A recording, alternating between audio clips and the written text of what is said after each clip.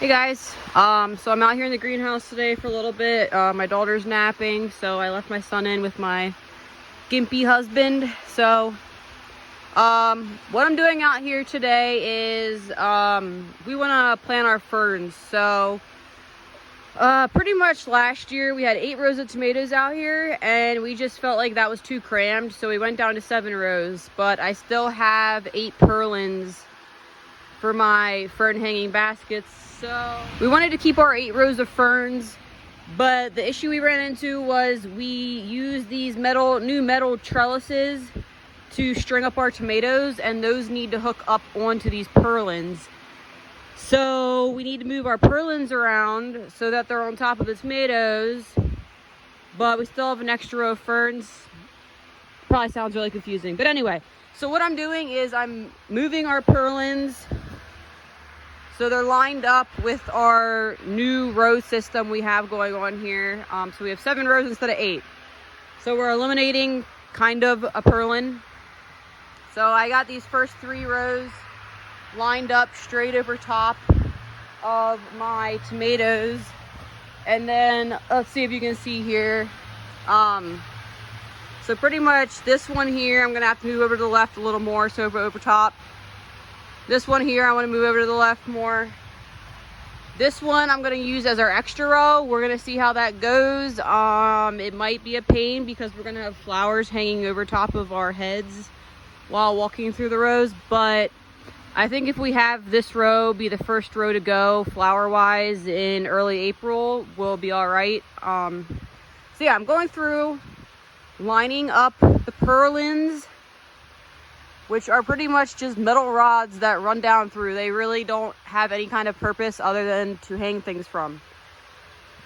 So I'm lining them up over my tomato rows. And then once I'm done with that, I will show you how our new trellises hang from above our rows. All right, so I got my first 4 rows of tomatoes here. I got my 4 purlins that are running down through the greenhouse lined up where I want them. So if you're wondering what all these hanging things are, watch my videos about ferns. Those are for our hanging baskets. I'm not going to talk about that on this video, but anyway, so I got my purlins ready to go. So these here are our new, well, we used them last year, but I didn't video. So pretty much new metal trellises we purchased. So previous years we used wooden stakes like so on the ends here. You can see we ran those the whole way down the row, and they worked okay. It's kind of a pain because sometimes they break with all the weight that they're holding. You also need to get new ones, you know, just from the wear and tear they go through. They bend more, they don't hold stuff quite as tight. You gotta pound them in and out. They're just more of a pain. They work, but we decided to try something new. These guys are kind of expensive. I can't remember exactly how much we spent. I'm gonna say around $1,500 we spent on these guys. So it is kind of just an investment that you make. They should last you forever. So hopefully it'll be worth it, and just keep our rows nice and tight and looking nice. So at the end of the year, or at the beginning of the year, we did it. We cleaned out our greenhouse. We pretty much took them all down and just hung them up. But we made the mistake of piling them on the ground first. Don't do that. It's a big tangly mess. So yeah, we hung them up on some of the rods up there for the greenhouse, and that worked nicely. It keeps them nice and organized. So we keep them there until we're ready to put them back up again. So let's see if I can just show you here quick. So pretty much all you do, there is this hook on the top end, and it just hooks right on there like that. And that's how they hang. And we'll be placing these every 4 feet, so there'll be 2 tomato plants in between each rod. So yeah, they'll just hang there like that the whole way down the row. And then we have these wooden stakes on the end where we will tie our string onto to start it, and then we'll feed it down through and tie them up on the other end on the stake. These things here is where your string goes through.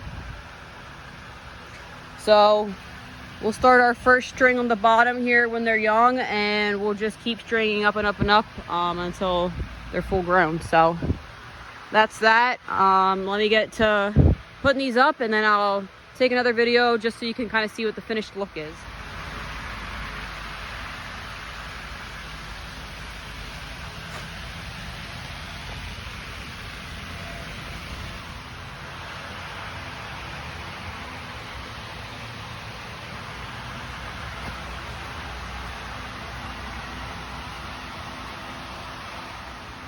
All right, so I got our 4 rows all hung up here with our metal trellises.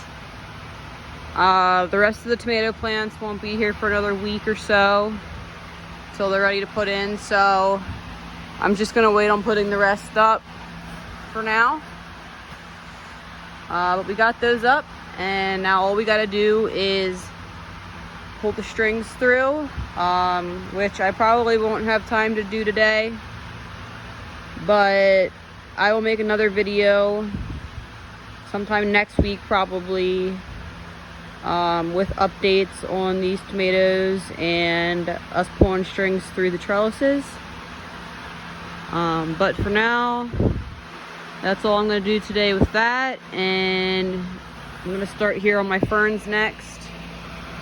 We got to get those in the ground, so keep an eye out for those videos if you're interested in learning about growing flowers above your produce that you're growing in the ground for extra profit. So don't forget to hit the subscribe button there and keep following with us. Have a nice weekend.